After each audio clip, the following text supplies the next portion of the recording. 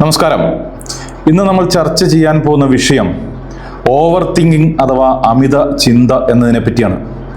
എല്ലാ മനുഷ്യന്മാർക്കും സ്വാഭാവികമായി ചിന്തകളുണ്ട്. ചിന്തകളില്ലാതെ ഒരു മനുഷ്യനും ജീവിക്കാൻ സാധ്യവുമല്ല, ശരിയല്ലേ?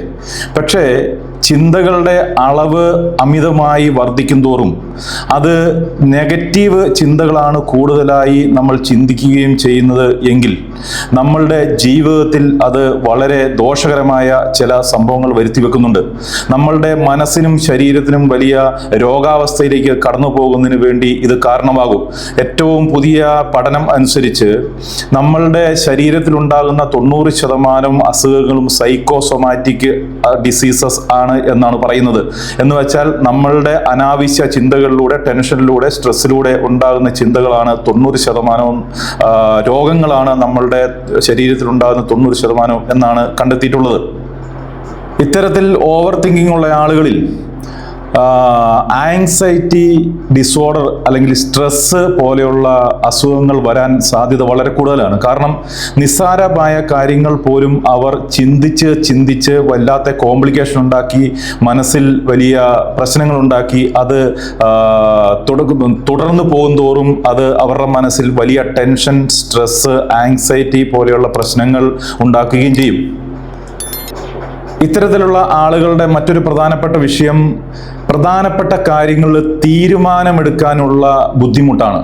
അതായത് നിസ്സാരമായ കാര്യങ്ങൾ പോലും വലുതായി ചിന്തിച്ച് അതിൻ്റെ അപകട സാധ്യതകൾ എന്ന് മനസ്സിൽ തീരുമാനമെടുക്കേണ്ട കാര്യങ്ങളിൽ ഇന്നത് സംഭവിച്ചാലോ അങ്ങനെ സംഭവിച്ചാലോ ദോഷമാവില്ലേ എന്ന് ഇത്തരത്തിലുള്ള ചെറിയ കാര്യങ്ങൾ പോലും നിസ്സാരമായി ചിന്തിച്ച് ശരിയായ തീരുമാനത്തിൽ എത്താൻ കഴിയാതെ വരികയും അത് മനസ്സിൽ അങ്ങനെ കിടക്കുകയും അതിനെ നമ്മൾ ചിന്തിച്ച് വീണ്ടും വലുതാക്കുകയും അത് നമ്മളിലെ സ്ട്രെസ്, ടെൻഷൻ വീണ്ടും കൂട്ടുന്നതിന് കാരണമാവുകയും ചെയ്യും. മറ്റൊന്ന്, ഇത്തരത്തിലുള്ള ആളുകളുടെ മനസ്സിലും ജീവിതത്തിലും എപ്പോഴും നെഗറ്റിവിറ്റി ആയിരിക്കും എന്നുള്ളതാണ്. കാരണം ഒരു വിഷയം വരുമ്പോൾ നമ്മുടെ മനസ്സിൽ ആദ്യം എത്തുന്നത് അതിൻ്റെ നെഗറ്റീവ് വശങ്ങളെ പറ്റിയായിരിക്കും. ആ നെഗറ്റീവ് വശങ്ങളെപ്പറ്റി നമ്മൾ ചിന്തിച്ച് നമ്മളുടെ ജീവിതത്തിൽ സംഭവിക്കുന്നതെല്ലാം നെഗറ്റിവിറ്റി നിറഞ്ഞതായിരിക്കും. നമ്മൾ എന്താണോ തുടർച്ചയായി ചിന്തിക്കുന്നത് അത് നമ്മളുടെ ജീവിതത്തിലേക്ക്, മനസ്സിലേക്ക് ആകർഷിക്കപ്പെടും എന്ന് നമ്മൾ പഠിച്ചിട്ടുണ്ട്. അപ്പോൾ തുടർച്ചയായി നെഗറ്റീവ് കാര്യങ്ങൾ മാത്രം ചിന്തിക്കുകയും നെഗറ്റീവ് ചിന്തകൾ മാത്രം നമ്മുടെ മനസ്സിലൂടെ കടന്നു പോവുകയും ചെയ്യുമ്പോൾ അത് നമ്മളുടെ ജീവിതത്തിൽ വലിയ പ്രശ്നങ്ങൾ ഉണ്ടാക്കുകയും ജീവിതത്തിലും മനസ്സിലും എല്ലാം നെഗറ്റിവിറ്റി മാത്രം നിറയുന്നതിന് കാരണമാവുകയും ചെയ്യും. മറ്റൊന്ന്, ഇത്തരത്തിലുള്ള ആളുകൾക്ക് സെൽഫ് കോൺഫിഡൻസ്, ആത്മവിശ്വാസം കുറയും എന്നുള്ളതാണ്. സ്വയം സംശയങ്ങൾ വർദ്ധിക്കും. എപ്പോഴും നമ്മൾ ചിന്തിക്കുന്ന കാര്യങ്ങൾ ശരിയാണോ, അല്ലെങ്കിൽ ഞാൻ ശരിയായ രീതിയിലാണോ പോകുന്നത്, എന്നെ ആരെങ്കിലും ചതിക്കുന്നുണ്ടോ, എന്നെ ആരെങ്കിലും പറ്റിക്കുന്നുണ്ടോ, എൻ്റെ പോക്ക് നേരായ രീതിയിലാണോ, ഞാൻ തിരുത്തേണ്ടതുണ്ടോ, ഇത്തരത്തിലുള്ള വലിയ സംശയങ്ങൾ ഇവരുടെ മനസ്സിൽ തുടർച്ചയായി വരുന്നതോടുകൂടി അവർക്ക് കോൺഫിഡൻസ് ലെവൽ കുറഞ്ഞു പോവുകയും സെൽഫ് കോൺഫിഡൻസ് ഇല്ലാതാവുകയും അത് വീണ്ടും നമ്മളുടെ ടെൻഷൻ, സ്ട്രെസ് കൂട്ടുന്നതിന് കാരണമാവുകയും ചെയ്യും. ഒരു കാര്യത്തിനും ഇറങ്ങി പുറപ്പെടാനുള്ള, തീരുമാനമെടുക്കാനുള്ള കഴിവ് അവർക്ക് ഇതിലൂടെ നഷ്ടപ്പെട്ടു പോകും. മറ്റൊന്ന്, ഇവരില് കാലക്രമേണ ഡിപ്രഷൻ പോലെയുള്ള ഗുരുതരമായ മാനസിക രോഗ അവസ്ഥയിലേക്ക് എത്തിച്ചേരാൻ സാധ്യതയുണ്ട്. തുടർച്ചയായി ഇത്തരത്തിലുള്ള നെഗറ്റീവ് കാര്യങ്ങളിൽ മാത്രം ചിന്തകൾ ഫോക്കസ് ചെയ്യുമ്പോൾ ഇൻസെക്യൂരിറ്റി ഫീലിങ്സ് വരികയും ഭയം അവരിൽ വല്ലാണ്ട് കൂടി വരികയും എന്തിനോട് പോലെ താല്പര്യം കുറയുകയും അത് കൂടുതൽ സ്ട്രെസ് നമ്മുടെ മനസ്സിലുണ്ടാക്കുകയും അത് തുടർന്ന് പോകുന്നതോടും അവർക്ക് ഡിപ്രഷൻ പോലെയുള്ള വലിയ ഗുരുതരമായ മാനസിക അവസ്ഥയിലേക്ക് എത്തിച്ചേരുന്നതിന് കാരണമാകുകയും ചെയ്യും എന്നുള്ളതാണ്. ഇത്തരക്കാരിലുണ്ടാകുന്ന മറ്റൊരു പ്രധാനപ്പെട്ട ഗുരുതരമായ പ്രശ്നം അവർക്ക് ഉറക്കം തീരെ ഉണ്ടാവില്ല, ഉറക്കക്കുറവ് ഉണ്ടാവും എന്നുള്ളതാണ്. നമ്മൾ ഉറങ്ങാൻ കിടക്കുന്ന സമയത്ത് നമ്മൾക്ക് നിയന്ത്രണമില്ലാത്ത കഴിഞ്ഞു പോയ കാര്യങ്ങളെപ്പറ്റി വെറുതെ ചിന്തിച്ച് കിടക്കുകയും അതിനെപ്പറ്റി ഓർത്ത് ടെൻഷൻ അടിക്കുകയും അതിനെപ്പറ്റി അമിതമായി അതും കൂടുതലും സംഭവിക്കാൻ പാടില്ലാത്ത അല്ലെങ്കിൽ മോശം കാര്യങ്ങൾ സംഭവിച്ച കാര്യങ്ങളെ പറ്റി ആയിരിക്കും കൂടുതൽ ഇത്തരത്തിലുള്ള ആളുകൾ ഉറങ്ങാൻ കിടക്കുന്ന സമയത്ത് അല്ലാത്ത സമയത്തൊക്കെ ചിന്തിക്കുന്നത്. അത് നമ്മളിലേക്ക് ഉറക്കം എത്തുന്നതിന് വലിയ തടസ്സമാകും. അതുപോലെ തന്നെ സംഭവിക്കാനിരിക്കുന്ന കാര്യങ്ങൾ സംഭവിക്കാൻ സാധ്യതയില്ലാത്തതാണെങ്കിൽ കൂടി നമ്മൾ വീണ്ടും അതിനെ പെരുപ്പിച്ച് കാട്ടി ചിന്തിച്ച് ഇല്ലാത്ത കാര്യങ്ങളൊക്കെ ചിന്തിച്ച് അതിൻ്റെ നെഗറ്റീവ് വശങ്ങളെ പറ്റി മാത്രം ചിന്തിച്ച് നമുക്ക് ഉറക്കക്കുറവ് ഉണ്ടാകും, ഉറക്കം നഷ്ടപ്പെടും എന്നുള്ളതാണ് ഇതിൻ്റെ ഏറ്റവും ഗുരുതരമായ മറ്റൊരു ദോഷവശം. മറ്റൊന്ന്, നമ്മളുടെ റിലേഷൻഷിപ്പിനെ ഗുരുതരമായി ബാധിക്കും എന്നുള്ളതാണ്. സംശയം വർദ്ധിക്കും. സ്വാഭാവികമായി ഓവർ തിങ്കിങ് ഉള്ള അനാവശ്യ കാര്യങ്ങളെപ്പറ്റി അമിതമായി ചിന്തിക്കുന്ന ആളുകളിൽ സംശയം വർദ്ധിക്കും. സ്വയം സംശയങ്ങളുണ്ടാവും, മറ്റ് ആളുകളെപ്പറ്റി സംശയങ്ങളുണ്ടാവും. അവർ എന്നെ ചതിക്കുകയാണോ, അവർ ശരിയാണോ, അവർ നല്ല രീതിയിലാണോ എന്നോട് പെരുമാറുന്നത്, അവർ ഇന്ന് സംസാരിച്ചതിൽ എന്തെങ്കിലും ചതിയുണ്ടോ, അവർ ചതിക്കാൻ ഉദ്ദേശിച്ചുകൊണ്ടാണോ എൻ്റെ അടുത്ത് വരുന്നത്, ഇത്തരത്തിലുള്ള സംശയങ്ങൾ ഇവരിൽ വർദ്ധിക്കും. ചിന്തിച്ച് ഇത്തരത്തിലുള്ള നെഗറ്റീവ് കാര്യങ്ങൾ അവർ ആകർഷിച്ചെടുക്കും.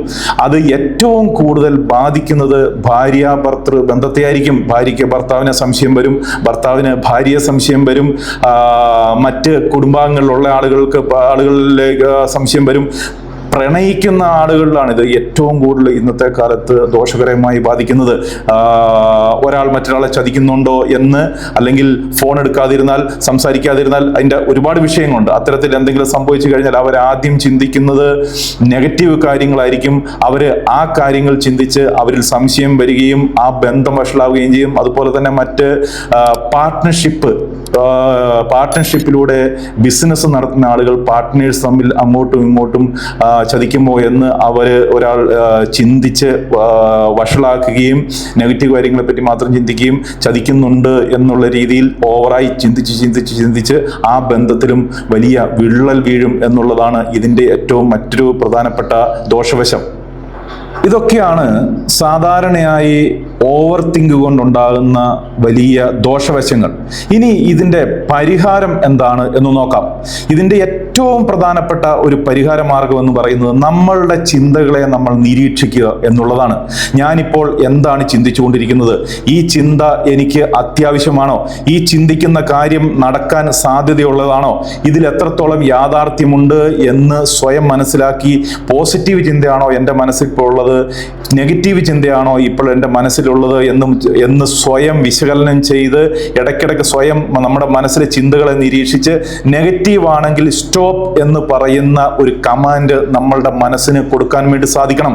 ഇത് എനിക്ക് ആവശ്യമില്ലാത്തതാണ്, ഈ ചിന്ത എന്നെ നല്ലതിലേക്ക് കൊണ്ടുപോവുകയില്ല, അതുകൊണ്ട് എന്ന് മനസ്സിലാക്കി ബോധപൂർവം മറ്റൊരു ചിന്തയിലേക്ക്, മറ്റൊരു കാര്യത്തിലേക്ക് നമ്മളുടെ ചിന്തയെ വഴിതിരിച്ചു വിടുക എന്നുള്ളതാണ്. ഇത്തരത്തിൽ കുറച്ച് കാലങ്ങൾ നമ്മളുടെ ചിന്തയെ നമ്മൾ നിരീക്ഷിച്ചു തുടങ്ങുമ്പോൾ നമ്മളിലുള്ള നെഗറ്റീവ് ചിന്തകൾ, ഓവർ തിങ്കിങ് ചിന്തകളുടെ അളവ് മെല്ലെ മെല്ലെ കുറഞ്ഞു വരും എന്നുള്ളത് ശാസ്ത്ര സത്യമാണ്. മറ്റൊന്ന്, നമ്മളുടെ സാഹചര്യം അനുസരിച്ച് എല്ലാ ആളുകൾക്കും പറ്റിക്കൊള്ളണമെന്നില്ല. നമ്മൾ ഓവർ തിങ്കിങ് കൊണ്ട് വല്ലാതെ കഷ്ടപ്പെടുന്ന ആളുകളാണെങ്കിൽ അത്തരത്തിലുള്ള ആളുകൾ നമ്മളുടെ ഒരു ദിവസത്തെ നമ്മുടെ ജീവിതത്തിൽ ഉണ്ടാവുന്ന ചിന്തകൾ ഓരോന്നോരോന്നായി ഒരു പേപ്പറിൽ എഴുതി വെക്കുക. അത്തരത്തിൽ പേപ്പറിൽ എഴുതി വെക്കുമ്പോൾ നമ്മളുടെ ചിന്തകളെ നമ്മൾ നിരീക്ഷിക്കുന്നുണ്ട് എന്ന് തോന്നുമ്പോൾ നമ്മളുടെ ചിന്തകളുടെ എണ്ണം കുറയുകയും അതിൻ്റെ ഇമ്പാക്റ്റ് കുറയുകയും ചെയ്യും. ഈ ചിന്തകൾ നെഗറ്റീവ് ആണോ പോസിറ്റീവ് ആണോ എന്നുകൂടി പേപ്പറിൽ എഴുതി വെച്ച് ശരിയായ രീതിയിലേക്ക് നമ്മളുടെ ചിന്തകളെ മാറ്റാൻ വേണ്ടി നമുക്ക് സാധിക്കും. അതിലൂടെ തന്നെ വലിയൊരു അളവ് വരെ നമുക്ക് ഓവർ തിങ്കിങ്ങിലൂടെ ഉണ്ടാകുന്ന ദോഷവശങ്ങളെ നമുക്ക് നല്ല രീതിയിൽ കൈകാര്യം ചെയ്യാൻ വേണ്ടി സാധിക്കും. മറ്റൊരു പ്രധാനപ്പെട്ട പരിഹാരം എന്ന് പറയുന്നത്, മാർഗം എന്ന് പറയുന്നത്, ഓവർ തിങ്കിങ്ങിൽ നിന്ന് രക്ഷപ്പെടാനുള്ള ഒരു മാർഗം എന്ന് പറയുന്നത് പ്രാണായാമം, മെഡിറ്റേഷൻ പോലെയുള്ള ലളിതമായ മാനസിക വ്യായാമങ്ങൾ നമ്മൾ പരിശീലിക്കുക, അത് സ്ഥിരമായി നമ്മളുടെ ജീവിതത്തിൽ പിന്തുടർന്നു പോരുക എന്നുള്ളതാണ്. ഇത്തരത്തിൽ ഒരുപാട് തരത്തിലുള്ള പ്രാണായാമ മെഡിറ്റേഷൻ മെത്തേഡുകൾ നമ്മളുടെ നാട്ടിൽ നിലനിൽക്കുന്നുണ്ട്.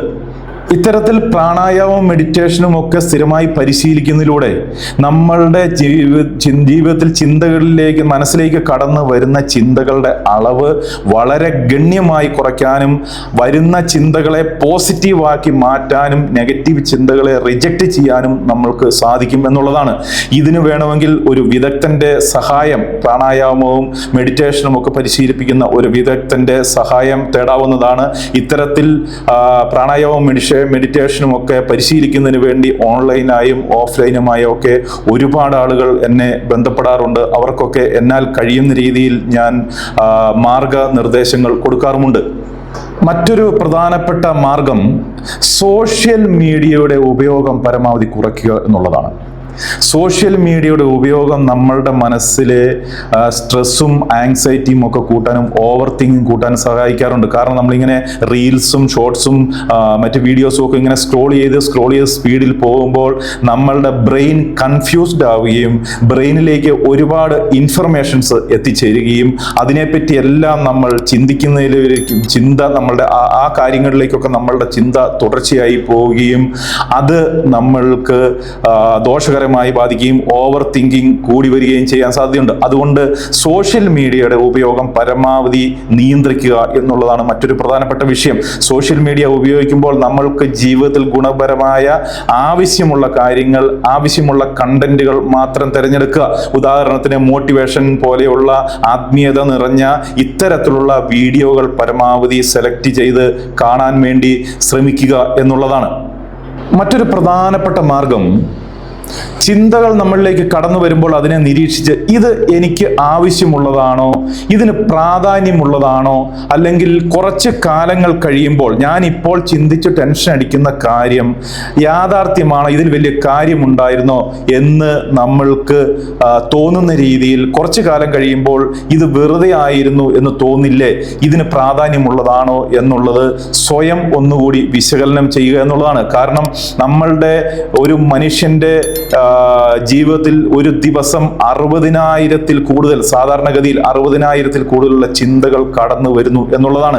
അതിൽ 5-10% മാത്രമാണ് നമുക്ക് ആവശ്യമുള്ളതായിട്ടുള്ളത്. കുറച്ചു കാലം കഴിഞ്ഞ് നോക്കുമ്പോൾ ഇതൊന്നും നമ്മൾക്ക് ആവശ്യമില്ലാത്തതായിരുന്നു എന്നും നമ്മൾ ഭയപ്പെട്ടതൊക്കെ വെറുതെ ആയിരുന്നു എന്നും നമുക്ക് തോന്നുന്നു എന്നുള്ളതാണ് യാഥാർത്ഥ്യം. ഇതിനേക്കാളൊക്കെ പ്രധാനപ്പെട്ട മറ്റൊരു ചിന്താഗതി നമ്മളുടെ മനസ്സിൽ കൊണ്ടുവരേണ്ടത്, ഇതൊന്നും ഒരു പ്രശ്നമല്ല എന്നും പ്രശ്നം ഒരിക്കലും ശാശ്വതമല്ല എന്നുള്ളതുമാണ്.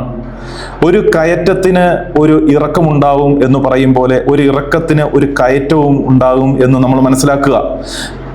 ചുരുക്കിൽ പറഞ്ഞാൽ ഈ കാലവും കടന്നു പോകും എന്ന് ഓരോ പ്രശ്നങ്ങളും ഓരോ ചിന്തകളും നമ്മളെ ബുദ്ധിമുട്ടിക്കുന്ന സമയത്ത് നമ്മൾ സ്വയം മനസ്സിലാക്കി സ്വന്തം മനസ്സിനെ പറഞ്ഞ് ബോധ്യപ്പെടുത്തുക.